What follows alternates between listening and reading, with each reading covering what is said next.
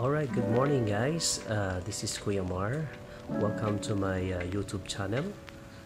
So this morning I'll teach you how to make a good centerpiece fresh plat.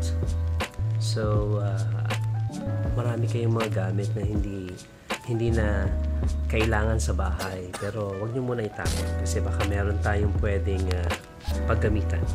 So I'll teach you how to use those materials, those old thing in the house. So pakita ko sa inyo. Ayan na nga guys, may mga nagtatanong kung paano ko daw ginawa itong magandang pothos plant for center piece ng aming table. So ayan guys, tingnan nyo, ayan, lahat po yan nakalagay lang sa water. So ayan po, ulitin ko ulit kung paano gumawa nito, and sana matutunan nyo rin na ayan, na magawa sa bahay. So let's go, let's do this. Ayan guys, kasalukuyang maulan ngayon, mas maganda maghalaman. So ito, nakakuha na po tayo ng mga 4 pieces na itong halaman na to. Ayan guys, buhos na natin itong pebbles. Yung sakto lang ha, huwag masyadong madami. Ayan. Siguro pwede na siguro itong ayan, ganyan kadami. So medyo i-karat lang natin yan. Ngayon ipapatong natin itong halaman na kinuha po natin. So depende guys sa inyo kung anong halaman yung gusto niyo ilagay. So depende siguro no, kung anong halaman yung pwede sa tubig. So this plant is good for water. Water plant po ito. Pwede siyang tumagal sa tubig at mabuhay.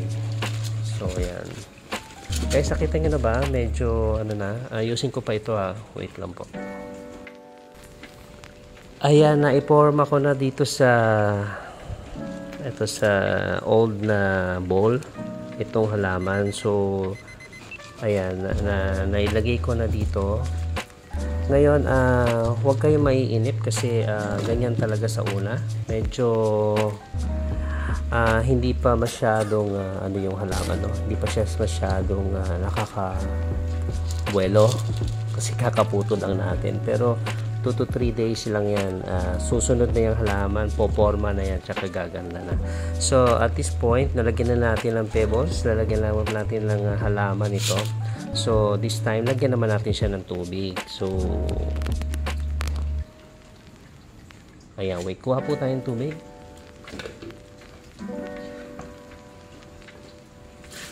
Wag lang masyadong maraming tubig ha, kasi syempre babahayan ng lamok.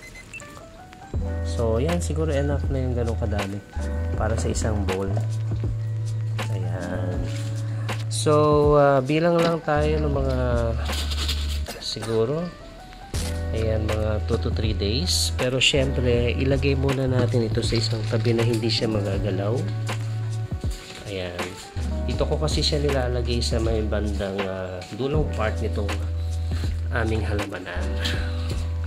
So yan ang itsura niya ngayon. Later pakita ko sa inyo kung ano na yung itsura niya after 2 to 3 days. Ayan guys, nandito na ako sa aming ayan, nakikita nyo ba yung garden set namin? Diba ang boring kung wala man lang magandang centerpiece, no? So ngayon, dadalhin ko na dyan. Ayan, diba ang ganda tingnan. Meron ka na isang magandang halaman. So yan na po ang itsura.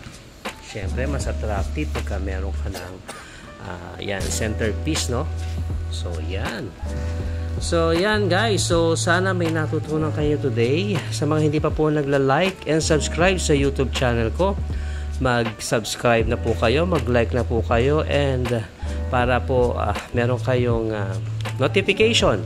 Kasi next time, tuturo ko naman sa inyo kung paano gumamit ng mga ibang mga, alam niyo yun, mga wala nang pakinabang na gamit sa bahay na pwede nyo pang pakinabangan in the future. So that's all for now. Once again, this is Kuya Mar. So next time, tuturo ko naman sa inyo yung iba pang mga nalalaman natin about gardening, practical gardening. So that's all for now. Thank you.